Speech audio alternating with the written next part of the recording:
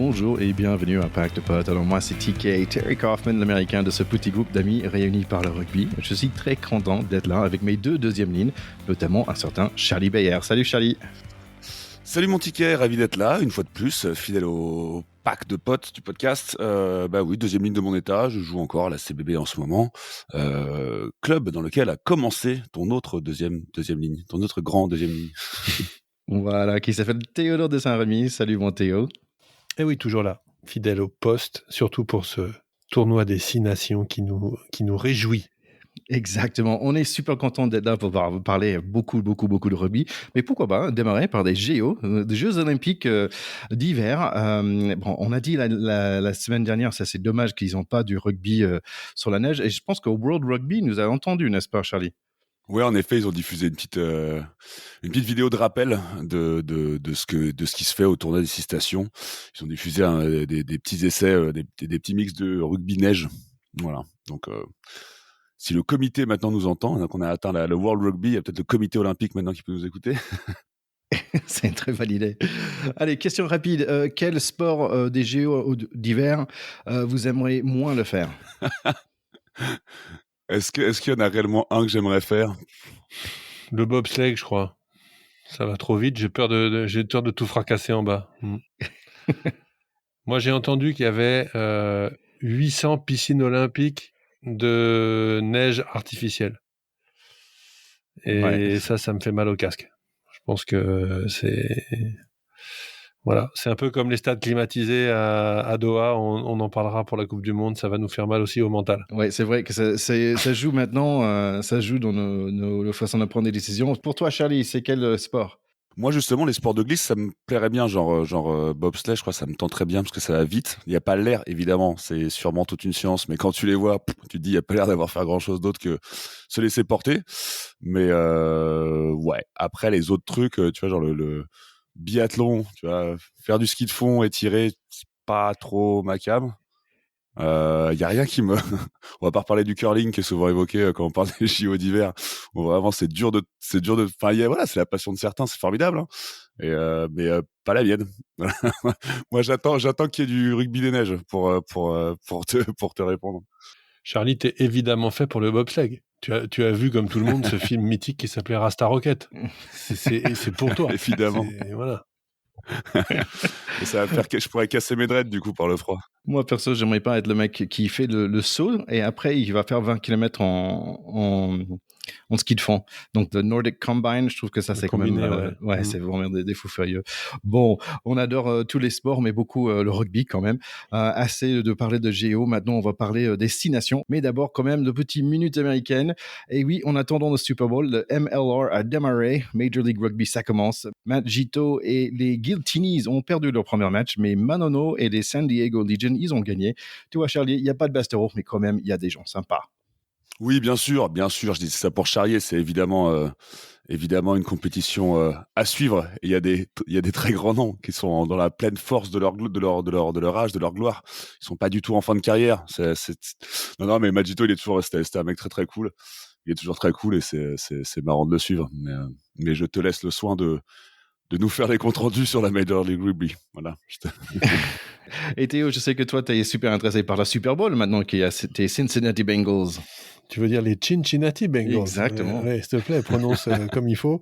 J'aurais aimé aussi, je me suis rappelé, parce que mes souvenirs remontent à la surface, je me suis rappelé aussi que mes cousins, ils aimaient les Jets de New York. Ça existe encore, ça, ou pas? Il y avait un plateau, je me souviens, un plateau pour les tasses à café, vert avec un casque blanc. Et c'était le plateau où on prenait le café à l'époque, ils avaient rapporté ça. Et on fait un petit clin d'œil parce que je pense que après le Super Bowl, alors je sais pas exactement quel épisode, mais on va inviter mon cousin Jérôme, qui est un bon spécialiste des Bengals, et je pense qu'on fera un petit trip revival avec lui sur ce sport US de sa jeunesse et ce qu'ils sont devenus ici, puisque ils ont beau être des tocards, TK, ils sont au Super Bowl. Voilà. Ouais, mais franchement, entre les Bengals et les Jets, c'est pas des grands gagnants quand même. Oui, et puis moi, alors j'ai vu, en fouillant sur le sport US, j'ai vu un petit truc vraiment sympa.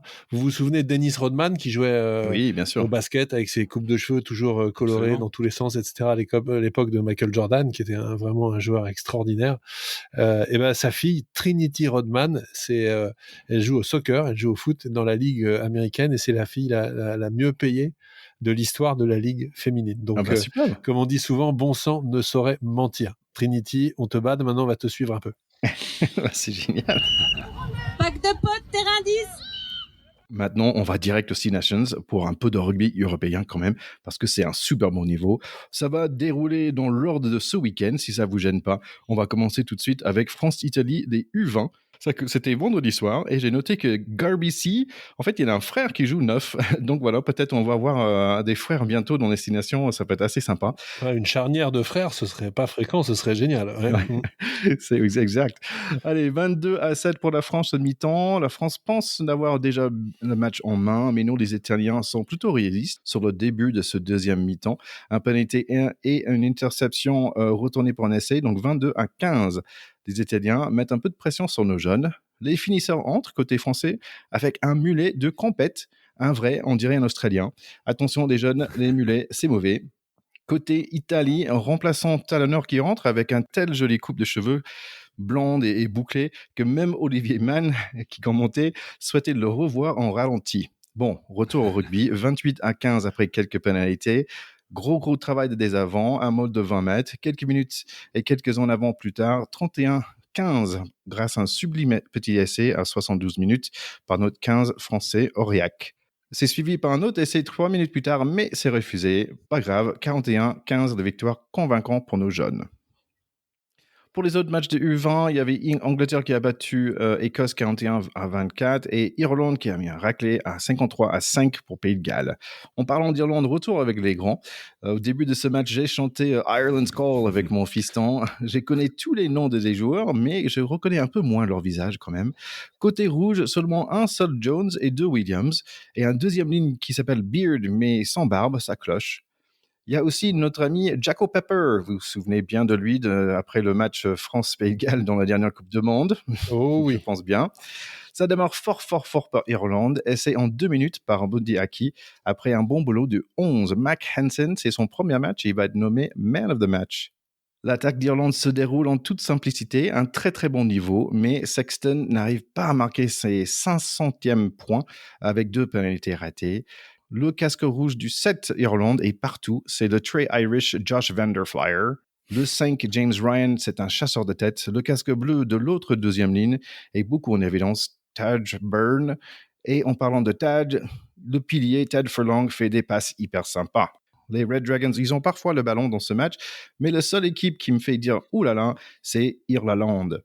Mais ils mènent que par 10 points à la mi-temps, 10-0. Oui, à la mi-temps, 10-0, c'est quand même très bien payé pour les Gallois, qui ont été beaucoup plus dominés que ça. Et tu l'as dit, c'est l'imprécision de Sexton au pied, une fois n'est pas coutume, qui les empêche de tourner à la mi-temps avec une avance plus confortable. Mais on voyait déjà quand même que les Irlandais étaient quand même assez nettement au-dessus, et la deuxième mi-temps ne dira pas grand-chose d'autre, si je ne m'abuse. Oui, c'est vrai. Deuxième mi-temps, ça démarre fort avec un essai Irish par Conway, l'ailier. C'est son 14e essai en 28 matchs quand même, 17-0. Sexton se fait sécher par un plaquage sans ballon assez moche de Josh Adams. Yellow card, c'est normal, même si Mr. Jaco Pepper, il n'a pas vu au début. Ce qui est assez normal, c'est la suite. 2 minutes après le carton jaune, Conway marque encore un autre essai, suivi par Ring Bros, qui marque 8 minutes plus tard. La défense Irish et Mr. Sexton jouent très bien. J'aime beaucoup le numéro 1, Andrew Porter, qui a un style Joe Marler, mais irlandais. On est à 29-0 à 60 minutes. Et là, d'un coup, j'ai arrêté de prendre plaisir de regarder ce match, car je me suis rendu compte que, ah oui, c'est contre eux qu'on va jouer la semaine prochaine. Parfait en mêlée, presque parfait en touche, peu pénalisé, jamais en danger face aux gagnants de 6 nations l'année dernière. Et juste à ce moment-là, un petit essai gallois par le numéro 7 Basham, c'était mérité pour lui. Mais 29-7 Irlande en maîtrise totale. Oui, tu as raison de dire que l'essai est mérité. Il fait un bon match. Basham, je le connaissais pas. J'ai découvert, et franchement, il s'est démené. mais il n'y a pas grand-chose à ajouter. C'est un match à sens unique, en fait. Il n'y a jamais eu de suspense, jamais eu de dramatique dans ce match-là. Ils sauvent l'honneur à la fin, c'est bien, c'est mieux que 29-0. Mais franchement, les Gallois sont complètement passés à côté. Ce qui va être intéressant, c'est leur réaction la semaine prochaine. On avait aussi la semaine dernière qu'on avait un peu pronostiqué qui seraient nos favoris, qui seraient les plus à suivre. Il y a l'Irlande et la France qui se sont dégagés. Quand j'avais parlé de la France en me demandant si le statut de favori serait facile à porter pour nous, si on y arriverait. Clairement, s'il y a quelqu'un sur lequel prendre exemple, s'il y a une équipe sur laquelle prendre exemple, l'Irlande, ils s'en font pas trop de leur statut, ils l'ont assumé pleinement. C'était clinique et clairement, ouais, ils s'annoncent comme des grands costauds là pour cette année et ça va être dur, comme tu dis. Ouais, ça va effrayer un peu pour la semaine prochaine, on va dire comme ça. Ouais. Ils ont en tout cas un paquet d'avant redoutable. Hein. Enfin, ça, on l'avait dit déjà dès la semaine dernière. Ils ont une équipe très complète quand même, et notamment effectivement un paquet d'avant qui est à la fois très expérimenté, très costaud. T'as parlé de Tagburn, franchement, il fait un match énorme. Il a pris le ballon, mais je sais pas combien de fois, je sais pas combien il a avancé, mais pour un deuxième ligne, c'est quand même assez impressionnant. Donc, ouais, on va parler après du match des Français, mais je pense que ça va être un adversaire d'un tout autre calibre que les Italiens. Ça, c'est sûr et certain. Ouais, et ce qui est intéressant, c'est que parfois tu mets les joueurs de chaque pays les uns face à l'autre, en fait, et tu vois, OK, première ligne, notre première ligne contre leur première ligne, qui va gagner? Waouh, c'est assez costaud quand même. C'est difficile de voir où est-ce que la France, on est largement au-dessus, peut-être dans le 9-10, mais quand même, il y a Sexton en face, donc c'est vraiment difficile à dire où est-ce que nous sommes plus forts que cette équipe d'Irlande quand même. Ça va être chez nous, hein, donc il faut qu'on soit plus fort dans l'envie.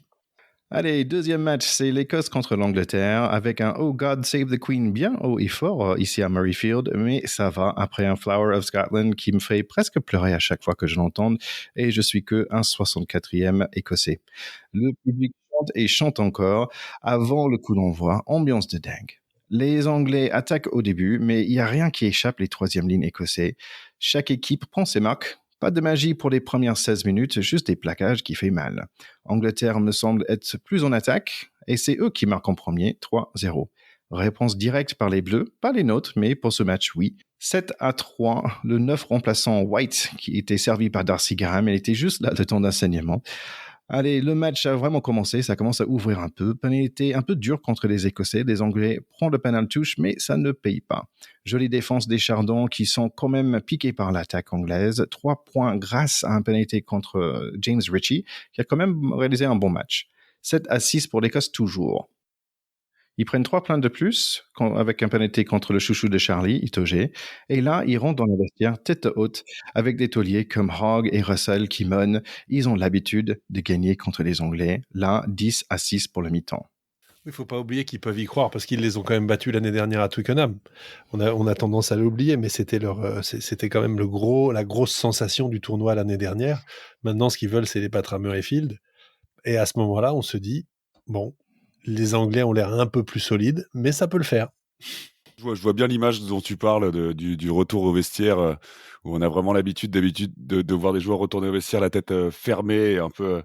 Et c'est vrai que je crois que c'était Stewart Hogg et je sais plus qui déconnait entre eux. Ils retournaient au vestiaire comme si c'était une petite pause. Voilà, bah cool. On s'est bien marré en y retournant après. C'était assez agréable de les voir détendus comme ça. J'ai appris pendant le break, c'était l'anniversaire de la reine de l'Angleterre, 70 ans. Elle est 4e dans la liste des rois et des reines le plus capé. C'est Louis XIV qui est le Halloween Jones de cette liste. Bizarrement, il n'y a pas d'Américains car les rois, on les aime pas. Alors 70 ans de règne, hein. 70 ans de règne, elle n'a pas 70 ans la dame. Attention. Ouais, c'est ça. Allez, on redémarre. 47 minutes pénalité contre le petit Darcy Graham. Angleterre revient dans le score 10-9. Écosse essaye de percer, mais ça ne marche pas. Beaucoup de pénalités contre eux. La machine anglaise commence à rouler et c'est le 3e essai dans la jeune carrière de Marcus Smith. 10-14 maintenant pour l'Angleterre qui gagne. Ça devient n'importe quoi pendant 5 bonnes minutes. 3 points de plus pour l'Angleterre. Ils mènent 10-17. Réponse écossaise. Russell passe au pied pour Van der Mel. du droite au gauche. Russell passe au pied pour Darcy Graham du gauche à droite. Le talonneur anglais est tout seul et ce n'est pas un basketteur ni un volleyeur. Il essaie d'empêcher l'essai en faisant en avant exprès. Carton jaune et essai de pénalité parce qu'il était le dernier défenseur, 17-17. Les fans à Murrayfield sont devenus fous. Gros Flower of Scotland. Et 3 gros points marqués par une pénalité de Finn Russell. C'est un moment super intense, touche volée par les Écossais, et c'est la fin de ce match. Murrayfield est super chaud. Dernière action mêlée pour les Anglais à 40 mètres. 1, 2, 3, 4 mêlées. J'ai pas compris, mais c'est pas grave. C'est le charisme et la confiance des Chardons qui l'ont fait gagner le Calcutta Cup pour la 4e fois en 6 ans.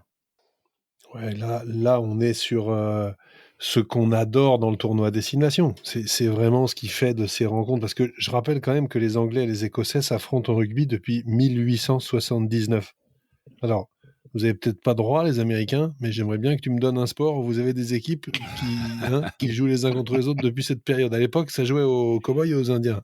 Bon, nous, là, on a ces équipes européennes, mais quelle passion pour ce sport on peut avoir quand on voit un finish comme ça. Ce dernier quart d'heure que tu viens de raconter, il est complètement dingo. Le double jeu au pied est génial de Finn Russell, qui a vraiment un talent fou. Cowan Dickey, il fait une cagade, une boulette, mais géante. Ce qu'il fait, c'est n'importe quoi pour se prendre cette pénalité.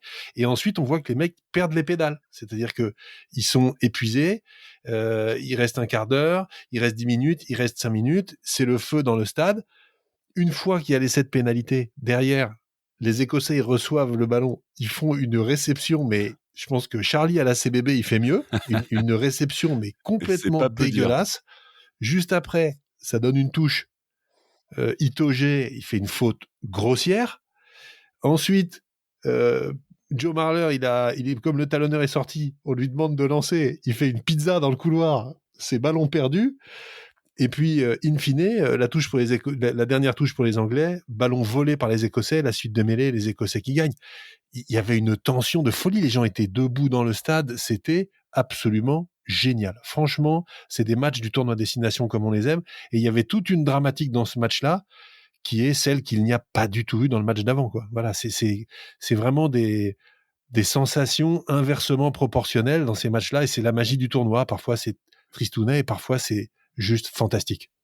Oui, c'est fantastique, surtout quand c'est l'Angleterre qui perd à la fin. Ça nous donne ça lui donne un petit goût encore plus élevé, comme un petit goût de curry. Pas le joueur. Mais oui, effectivement, c'est des matchs comme ça qu'on aime voir. C'est en jeu, c'est tendu.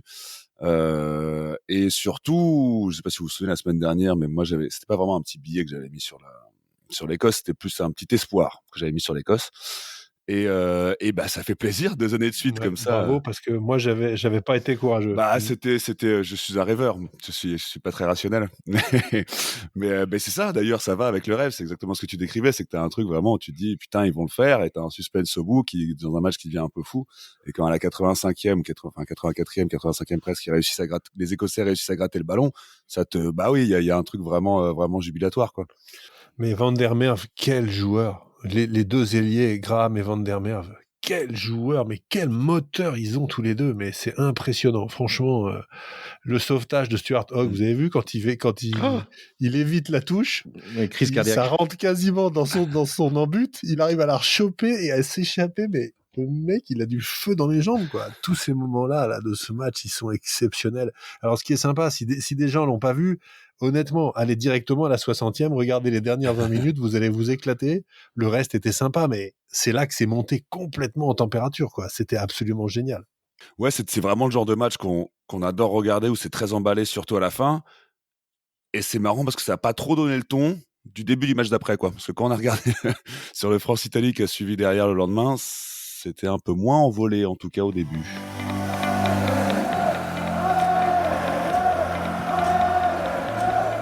Ouais, ça a pris un petit peu de temps. On va attaquer notre match à nous maintenant. Donc France-Italie, c'était dimanche. On voit un Dupont déterminé, un Stade de France quand même plein à craquer, avec un Marseillais qui nous fait du bien. Il y a notre défense qui reprend de présent et on récupère quelques ballons. 3-0 à 4 minutes. Ficou tente un petit passe à pied pour Villiers, mais ça ne passe pas. Les Français ont envie de jouer. On assure dans les airs malgré un ballon assez glissant. Oups, j'ai parlé trop vite. Jaminet loupe en réception. Garbisi fait un coup de pied dans l'angle à la mode depuis la dernière Coupe du Monde. Et très bel essai des Italiens. C'est un peu brouillon ce match. À un moment, on est dans notre 22 et après, on est dans leur 22. Le gros, beau et barbu Antonio fait un roulette de trop. Problème sur la touche italienne et Jelonge s'offre un essai individuel. Mais poteau sortant pour Jaminet, 8-7. Garbisi ajoute 3 points de plus juste après, 8-10 pour eux. À 30 minutes, on est en train de perdre contre l'Italie chez nous. On ne les fait pas reculer sur des impacts comme avant. On a quand même un peu d'orgueil. Pénalité pour nous, on reprend la tête, 11-10. Et là, on est trop les uns sur les autres, trop plein, trop près. Mais on commence à trouver notre rythme. Et voilà, un peu de French flair avant la mi-temps. Pas touche, 2 passes en claquette avant que Jaminet serre Villiers pour l'essai. Transformé, 18-10 pour le mi-temps. En effet, on se rassure un peu avant la mi-temps, mais comme je l'ai un peu dit tout à l'heure, il y a cette déception on s'imaginait, enfin moi vraiment quand j'ai vu l'équipe alignée, je me suis dit les pauvres Italiens, ils vont être mangés tout crus. Mais on oublie trop souvent que l'Italie réussit à tenir, si ce n'est une mi-temps, parfois 1 heure de jeu. Et en général, en début de match, l'Italie ne se laisse pas autant faire que les scores finaux le laissent à croire. Et du coup, c'est un peu ce qu'on a vu. Il y avait en vrai sur l'essai de Jelonche, merci le réalisateur de France Télévisions parce que si vous regarderez, en fait, dans un premier temps, c'est pas un Italien qui la botte derrière, c'est Jelonche lui-même qui fait un petit en avant et qui la récupère derrière. Mais bon, et le réalisateur ne le montre pas du tout. Le réalisateur, il montre bien le contre de Woki. Après, il y a un petit trou et on revient à Jelonche qui récupère le ballon pour aller dans l'embut. Et tant mieux pour nous parce que ça nous a réveillé. Tu es en train de nous dire que l'essai n'était pas valable d'après toi? Absolument, d'après moi, oui. Non, mais vraiment. Hein. Ah ouais? En fait, je l'ai vu et après je me dis, donc je le dis à mon pote, j'étais en train de regarder avec moi, je lui dis mais il y a eu un avant quoi, c'est bizarre, je l'ai pas vu. On va voir le ralenti et je vois que aucun ralenti le montre, donc ça me conforte un peu dans l'idée qu'il y a un truc qui était qui peut-être aurait mérité de s'y attarder. Et en effet, j'ai regardé après en rentrant à la maison, il me semble. Hein, après, je suis pas expert vidéo, mais bon, toujours est-il que on s'en fout puisqu'on l'a mis quand même, il est validé. Mais voilà, c'est pas un coup de chance non plus parce qu'on n'était pas totalement à la ramasse. Mais voilà, les Italiens, ils nous offrent une petite une résistance à laquelle on s'attendait étrangement pas. J'en veux pour preuve aussi au niveau de l'envie, c'est que sur l'essai italien, on Jaminet la loupe en l'air, mais en fait quand elle retombe au sol, j'ai l'impression que je vais l'accabler, mais c'est encore une fois Jelonche ne se jette pas du tout dessus, il essaye de faire une petite claquette comme pour continuer à jouer, alors que les Italiens eux montent comme des morts de faim, la récupèrent, et peut-être que là aussi c'était un petit signe que c'est pas pour accabler le joueur, mais c'est pour montrer que sur la première mi-temps l'envie était clairement du côté italienne et que nous on était peut-être un petit peu trop prudent ou je sais pas, mais c'est des petits signes comme ça qui montraient qu'elle était pas elle s'est pas décantée très vite. Voilà, ce match s'est pas décanté très vite.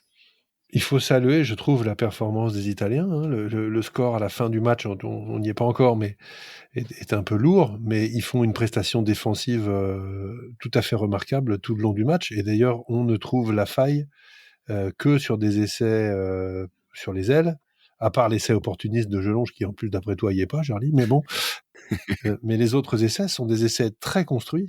Celui juste avant la mi-temps, succession de passes sur un pas. Enfin, c'est vraiment au prix d'un étirement de la défense et d'aller au bout dans les coins qu'on arrive à marquer, parce que la ligne défensive italienne était très performante. Ça n'a pas toujours été le cas. Hein. On les a souvent percés quand même en défense dans les années passées.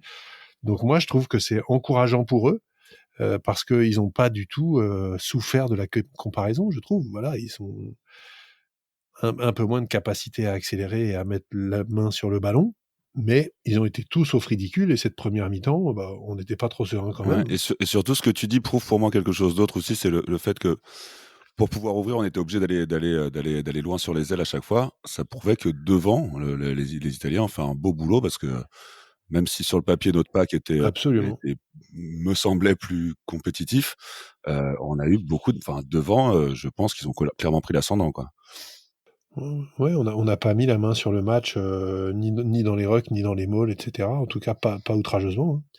Et là-dessus, le rendement des joueurs qui étaient à la tournée d'automne, qui avait été pas mal au-dessus, là, a été un petit peu décevant quand même. Oui, c'est marrant parce qu'on avait, je pense, 50 kilos de plus dans notre pack aussi. Bon, on recommence avec le début de deuxième mi-temps. C'est dantesque, mais dans la bonne sens. C'est parce que Dante est en jambes, il plonge dans l'embut, mais essaie refusé. Les Italiens avancent jusqu'ils rencontrent un mur uni Antonio, bien sûr. Aldrit y va tout droit. Villiers mesmerizes everybody pour son deuxième essai, 23-10. Woki, qui joue deuxième ligne, n'arrête pas à plaquer des arrières sans problème. Tiens, un coup de pied de Ntamak, j'ai pas encore parlé de lui, mais ça ne marche pas. Ce qui marche, par contre, c'est un 1-2 Dupont-Penaud. Penaud marque son essai à lui, 30-10. Villiers va rester dans notre équipe de France pendant un certain temps, je pense. Il marque son troisième essai juste à la fin du match, 37-10. Ouais, on a vu notamment l'essai, je crois que c'est le deuxième de Villiers, où il fait une espèce de feinte de coup de pied, et puis après, petit cat dep des deux côtés, il les a enrhumés quand même. Ça, c'est vraiment la preuve d'une technique individuelle, d'une vélocité, de qualité d'appui qui sont extraordinaires. C'est toujours sympa de voir ça. On a quand même vu aussi un très bel essai de Damien Penaud avec le « à toi, à moi », comme on dit, là, le long de la touche, je te la donne, tu m'arranges, je te la donne, puis finalement je vais marquer. Et on a vu à nouveau les jambes de Damien Penaud, pour lesquelles on a toujours une admiration dans ce podcast quand même. Il a une capacité à accélérer d'un seul coup, à rentrer dans les intervalles qui est absolument génial, c'est à la fois très félin, très puissant. Enfin, ces deux joueurs-là, ils sont exceptionnels. Ils sont exceptionnels. Je trouve qu'on n'a pas beaucoup vu la charnière, hein, ça s'est pas mal dit dans la presse. Meilleur joueur du monde, machin, les joueurs sont très très ciblés, très très surveillés maintenant, hein. C'est aussi pour ça que ça passe sur les côtés. Et on l'a déjà dit, Thierry, le rugby est un sport collectif. C'est pas important que ce soit le meilleur joueur du monde qui marque. Ce qui est important, c'est que l'équipe dans laquelle il joue marque. Et ça fait lui le meilleur joueur. Ok, c'est bon, je comprends. Sur la charnière, c'est vrai qu'on a entendu beaucoup de mal dans la presse. Moi, je trouve qu'elle a pas eu de coup de folie, mais elle a tenu son rang. Donc, je te rejoins un peu dans l'idée de dire qu'à partir du moment tout à fait. Rien de. Par contre, moi, ce qui m'inquiète, donc, pardon, Ticket, on va rester dans le positivisme. On a 5 points, c'est formidable. On est en tête du classement pour l'instant. On a le bonus offensif. On est content. Mais en plus, j'ai pensé à toi parce que je me suis dit, je vais encore amener du négatif et il va me dire, ah, mais vous êtes pas content, on gagne et vous râlez encore. Mais oui, on va râler. Parce que, enfin, moi, en tout cas. oui, parce que la dernière fois. Et je le fais et c'est comme ça. Non, et surtout que moi, ce qui m'a vraiment effrayé, c'est que devant, on n'y était pas. Il y a un truc qui est très symptomatique, c'est que une des armes du rugby, je n'invente rien, mais c'est quand tu peux derrière une touche construire un maul et avancer avec. Ce qui a priori, quand t'as un pack de mammouths, ne demande pas trop de. Ça, les Anglais savent faire. Hein. On a vu. C'est ça. Et nous, on sait pas le faire contre l'Italie. Et tout à l'heure, on parlait plusieurs fois. Non. Et on parlait tout à l'heure de l'Irlande. Franchement, je suis content, positif, mon ticket. On a 5 points. Mais putain, quand tu vois ce qu'on fait les Verts devant et quand tu vois ce qu'on a fait, nous, hier devant, peut-être que la semaine prochaine, l'équipe de France montrera le visage qu'elle a montré à l'automne. Et dans ce cas-là, je serais vachement rassuré. Mais pendant ce match, j'avais quand même, les avants m'ont fait peur, quelque part. Ça va être un vrai révélateur la semaine prochaine. C'est vrai qu'ils ont eu quand même une préparation un petit peu troublée. Oui. Hein. Fabien Galtier a le Covid, ils se sont fait coacher par téléphone. Enfin bon, c'est quand même un peu naze, faut être honnête. Donc, on a toujours du mal à rentrer dans ces tournois contre l'Italie parce qu'on sait très bien que grosso modo, on a 9 chances sur 10 de gagner. Donc, au bout d'un moment, on a beau dire tout ce qu'on veut, c'est un petit peu compliqué d'être à 100% sur ces matchs-là. Les mecs ont surtout pas envie de se péter pour la semaine d'après et envie de faire un suffisamment bon match pour être dans la feuille. Et tout ça, c'est pas une énergie très positive, faut être honnête. Donc, je pense d'ailleurs que l'équipe va sûrement changer un petit peu. À mon avis, je pense que Woki va rester, mais je serais pas étonné qu'il remette du poids en deuxième ligne et qu'il fasse rentrer un deuxième ligne plus costaud et qu'il glisse en troisième ligne. Et à mon avis, plutôt à la place de Jelonche, il me semble. On verra bien. J'ai trouvé Aldrit très très fort. Pour le coup, lui devant, ça a été un régulateur. Il a avancé tout le temps. Il n'a jamais renoncé. Non, mais c'est impressionnant. Ce mec-là, je trouve, est revenu sur ce match-là à son grand niveau. Oui. C'est le seul devant qui m'a vraiment fait plaisir avec Woki, qui, en dépit d'un positionnement deuxième ligne qui est quand même plus exigeant sur le plan athlétique à cause des mêlées, etc., fait un match de folie. Il est partout, le mec, quand même. Il est partout. Il saute en touche. Enfin, c'est le Woki bondissant, quoi. Il est génial. Donc, ces deux-là m'ont fait plaisir. Le reste du pack, Bamba, il fait une rentrée catastrophique, 36 fautes quand il rentre, etc. Antonio qui nous fait le coup, je vais au sol, je roule, ça va quoi, on n'est pas l'école de rugby ou ni quoi, c'est bon, ça fait 25 ans que tu joues au rugby, tu sais que c'est interdit quand même. Ça me gonfle un peu de voir Dans ces le bar fautes-là. où j'étais, j'ai entendu un tonneau qui roulait en petit tonneau à ce moment-là. Voilà. Atono, excellent Atono. Ouais, on dit Atono. Je reviens rapidement sur l'idée de Dupont parce que je me disais est-ce qu'il avait bon match ou pas, et en fait quand tu regardes les débuts de 2 ou 3 essais, en fait il était toujours là. Celle où il y a en fait c'est lui où il y a le deuxième de Villiers, c'est lui qui prend la balle qui prend 3 mecs pour le plaquer, et André prend la balle tout de suite, hop, il gagne 5 ou 6 mètres toute seule comme ça, et qui passe tout de suite à Villiers. Et après l'autre, le 1-2 avec Pono.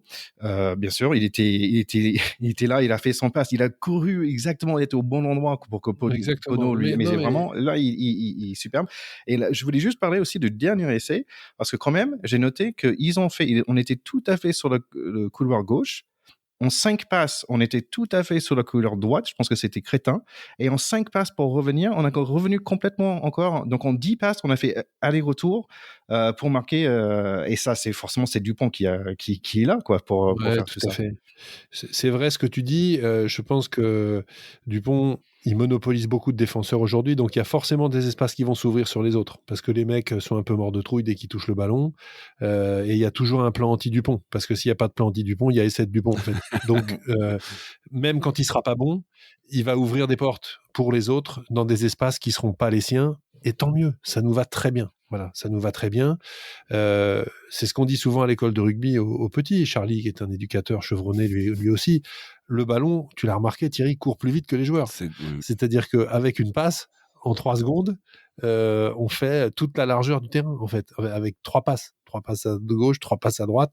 Donc, de temps en temps, ce qu'il faut faire, c'est aller chercher de la largeur, pas qu'avec de la course, mais avec de la passe, du ballon, d'où la nécessité d'être bon techniquement pour avoir des passes qui vont loin. Voilà. Mais ça, c'est un truc d'éducateur, c'est autre chose. Oui, comme tu dis, c'est vrai qu'on regarde, il y avait quand même du beau. Hein. C'est vrai que, ce qu'on disait, si la charnière n'a pas eu de coup d'éclat, et peut-être tout le monde espère, à l'image de Dupont, tout le monde espère des folies de lui, mais en fait, c'est juste un régulateur. Il fait très bien son job, et voilà. Donc il y a quand même pas mal de bonnes choses, dont surtout une, c'est quand même, voilà, on retrouve notre tournoi, on retrouve notre équipe de France, on retrouve le public dans un stade de France plein à craquer pour un France-Italie. C'est quand même super agréable de retrouver tout ça. Il y a quand même beaucoup de positifs. Enfin, on rentre de plein pied dans un tournoi qu'on est content de retrouver, et on a quand même eu des belles émotions dimanche. Maintenant, on a surtout envie de voir les gros matchs. Voilà, là, on est chaud. Ouais. Et bonne nouvelle, il y a plein de gros matchs qui viennent ce week-end aussi. Donc ça va commencer avec Pays de Galles contre l'Écosse. Donc Pays de Galles qui vont être chaud quand même, et l'Écosse qui vont être contents avec leur victoire. Qui, selon toi, mon grand Théo, va gagner celle-là? Pays de Galles, Écosse. Moi, je vais mettre un petit billet sur l'Écosse, mais je vais sans doute me gourer, puisque je me suis déjà gouré quand j'ai parlé de l'Écosse la semaine dernière. Je pense que les Écossais, là, ils vont être remontés à bloc, mais le Pays de Galles, ils n'ont plus le droit à l'erreur, là. Donc, je sais pas. Honnêtement, c'est difficile de faire un pronostic. En tout cas, je pense que c'est un match à pas rater. Ça va être le feu. Charlie? Je pense que ça va faire des étincelles aussi. Moi, je reste sur mon petit billet pour l'Écosse. J'ai envie de les voir, tant que c'est pas contre nous, j'ai envie de les voir continuer à concrétiser les belles choses qu'ils nous montrent. Donc, je mets mon petit billet sur l'Écosse, même si ça va pas être facile au Millennium. Match ils ont fait le match qu'ils ont perdu l'année dernière, d'ailleurs. Ils ont gagné contre l'Angleterre pour perdre contre Pays de Galles, donc ils sont un peu méfiants. France-Irlande, c'est quoi le score à votre avis? Ah, là, c'est dur ce que tu nous demandes, Thierry. Là, c'est vraiment dur. C'est trop drôle. Oh, là, on souffre, là. Parce que on a envie de gagner, mais en même temps, faut être honnête, on a un peu les chocottes. Si vous vous souvenez de l'année dernière, on a gagné vraiment aux dernières minutes. C'était un truc de fou. Et je pense pas qu'il y ait des gros scores. Je pense que ça va tourner autour de 20 points pour chaque équipe, parce que ça va s'envoyer assez sévère. Je pense que ça va être un match de costaud. Allez, un 18-20 pour la France, un 20-18 du coup pour la France. Un truc serré, tu sais, qui se joue à la fin comme ça, sur un petit drop. On sait pas, un match très serré et très rugueux. Voilà. Et après la dernière, c'est Angleterre-Italie. J'imagine que Angleterre, ils vont essayer de nous montrer quelque chose là. Bah là, c'est mal de crâne assuré pour les Italiens, là, parce que les Anglais ont besoin de points, ils vont se faire remonter comme des coucous toute la semaine par Eddie Jones. Enfin bon, là, pour aller à Twickenham, c'est pas un cadeau, là. Ouais, Eddie Jones qui prend très cher dans les médias en Italie, pardon, en Angleterre en ce moment. Il y a moins de doutes pour celui-là, mais même si je suis très rêveur, je pense que je pense que nos Anglais vont faire le nécessaire. Espérons en tout cas qu'on verra un match solide de l'Italie avec une belle défense, avec une ligne défensive puissante. Et ce serait, pour moi, au-delà des scores, parce qu'on sait que les Italiens ne peuvent pas figurer vraiment, arriver à passer un cap et à rivaliser un peu plus longtemps et à pas se faire trop transpercer, etc. Je pense que ce serait déjà top pour les Italiens. Il faut être voilà, vraiment respectueux de ces gars-là qui enchaînent 30 défaites d'affilée, etc., mais continuent de mouiller le maillot et d'être, voilà, je trouve d'être admirable. Et franchement, ça doit être dur. Mentalement, ça doit être très dur. Comment est-ce après 30 défaites d'affilée dans le tournoi, tu continues de mobiliser les mecs? Comment est-ce que tu continues de revêtir la tunique, d'y croire, de te faire monter le palpitant dans le vestiaire? C'est dur, dur, dur. Oui, mais comme je disais la semaine dernière, je suis super content de regarder cette équipe jouer. Je trouve qu'ils ont quelque chose. Ils ont quelque chose. Ils ont la fierté, ils ont moins de peur qu'avant et plus de technique. Donc ça, peut-être ça va pas venir cette année, mais ça va venir bientôt, j'espère. Avec la chanière Garbizi. Hein. Et aussi dans le tournoi, il n'y a pas que le tournoi Destination des grands, il y a aussi le tournoi Destination B. Et dans celui-ci qui est disponible sur Internet gratuitement, d'ailleurs tous les matchs sont disponibles sur Internet gratuitement, de ce tournoi Destination B, je vous invite à les regarder.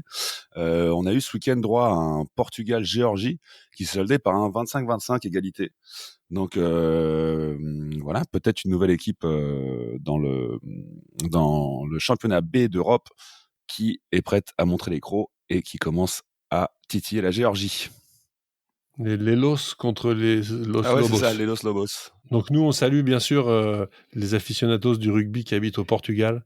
Ils se reconnaissent. On a des auditeurs au Portugal, je vous signale, et on les embrasse. Et petit coucou aussi au Romain Poit qui était l'arbitre pour ce match-là. Allez les garçons, ça fait plaisir tout ce rugby et aussi plaisir de partager ce moment ensemble. Donc on va avoir un épisode la semaine prochaine, bien sûr, après ce match France-Irlande. Et aussi, je suis très content de vous annoncer, nos chers écouteurs, que après cela, nous allons avoir un super entretien. J'ai eu l'opportunité de parler avec le scénariste et le dessinateur de notre BD rugby préféré, les Rugbyman, qui ont sorti un nouveau tome en fin de janvier. Donc vraiment, ça va sortir en 2 semaines, cette interview, notre première interview de l'année. Et franchement, j'ai passé un très bon moment avec ces deux messieurs. Mais génial. Tu leur as dit de dessiner un deuxième ligne Rasta ou pas? Non, mais j'ai quand même mentionné un truc par un Américain avec une barbe. Si les auditeurs sont excités à l'idée d'écouter cette interview, n'hésitez pas les copains à nous laisser sur les réseaux sociaux. On est sur Twitter, on est sur Facebook, on est sur Instagram. N'hésitez pas à nous laisser, à nous commenter ce que vous pensez de cette annonce, à nous commenter ce que vous voulez entendre, à commenter ce que vous avez aimé avoir entendu. On est très content d'avoir des retours. Ça nous fait plaisir à chaque fois. N'hésitez surtout pas. Allez les garçons, à la semaine prochaine. Bye bye. Salut, ciao. Salut les copains, à la semaine prochaine, avec un petit peu de trèfle au menu.